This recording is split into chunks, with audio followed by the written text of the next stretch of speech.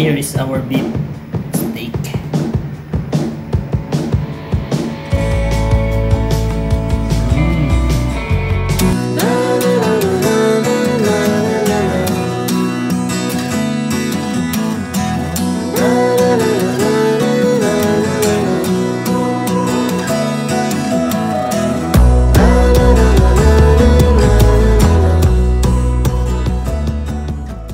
Guys, we are going to cook beef steak.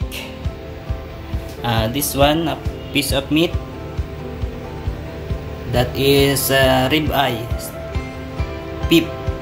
Then you need these beans, black pepper, salt, and corn, and a little bit of butter.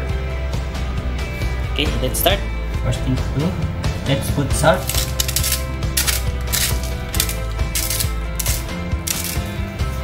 And pepper.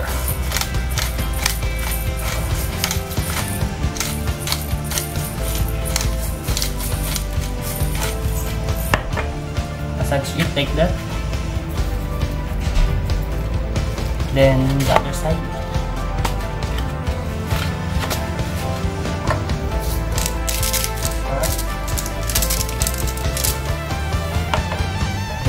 Pepper.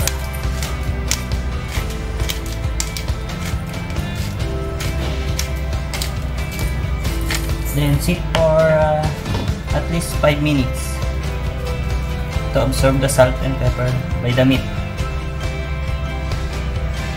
Okay, let's preheat the pan.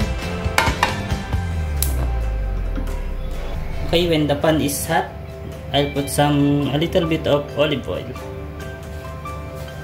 Yeah. Just to avoid the beef to stick on our pan. Okay, when the pan is hot, make sure it is very hot. Let's put our meat.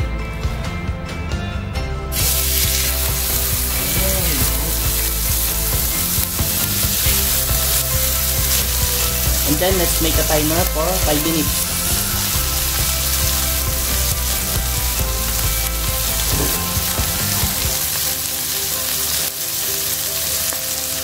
And then while waiting, we can put our beans on the side. Just put it in here. Just let it sit there.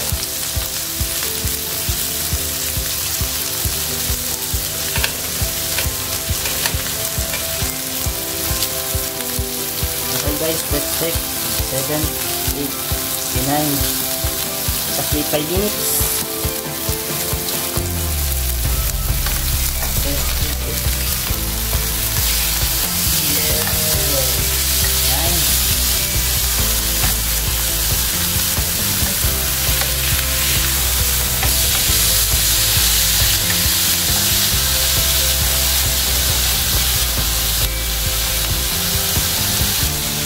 Okay, then wait again for 5 minutes for the other side.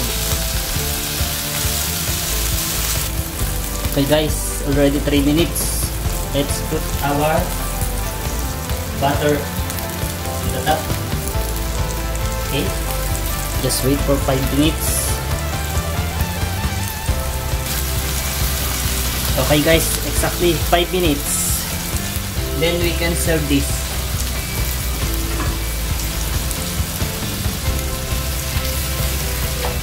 Yeah, one down.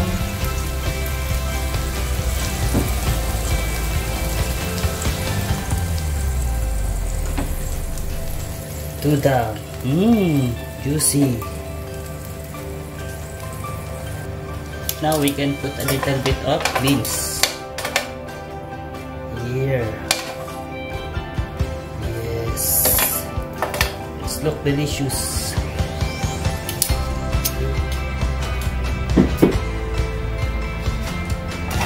More.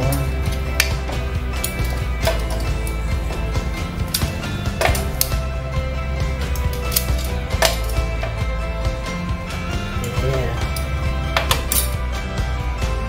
Okay. And now we can put this corn.